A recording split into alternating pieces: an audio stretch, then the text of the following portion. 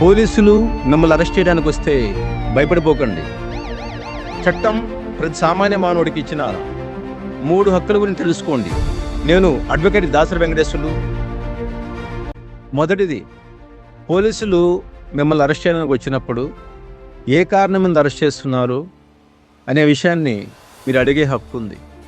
ఒకవేళ చిన్న నేరమైనా సరే వారెంట్ లేకుండా అరెస్ట్ చేసే హక్కు పోలీసు వారికి లేదు. అలాగే అరెస్ట్ చేసినప్పుడు మీ ఫ్యామిలీకి కానీ మీ ఫ్రెండ్స్కి కానీ తెలియజేయాల్సిన బాధ్యత పోలీసు వారికి ఉంది. రెండవది, చాలామంది తెలియంది అతి ముఖ్యమైనది, పోలీసు వారు అరెస్ట్ చేసిన తర్వాత 24 గంటల లోపల జడ్జి గారి ముందు ప్రవేశపెట్టాలి. అలా కాకుండా పోలీస్ స్టేషన్ నిర్బంధించి మీ మీద థర్డ్ డిగ్రీ ఉపయోగించే అధికారం పోలీసు వారికి లేదు.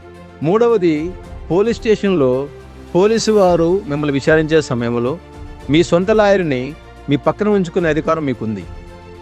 అలాగే పోలీసు వారు లాయర్ని కల్పించము అనే అధికారం వాళ్ళకి లేదు.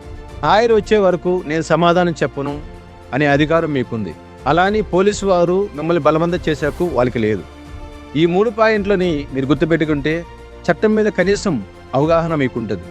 తెలుసు కదండి మన స్లోగన్, చట్టం తెలియకపోవడం తప్పు కాదు, తెలుసుకోకపోవడం చాలా పెద్ద తప్పు.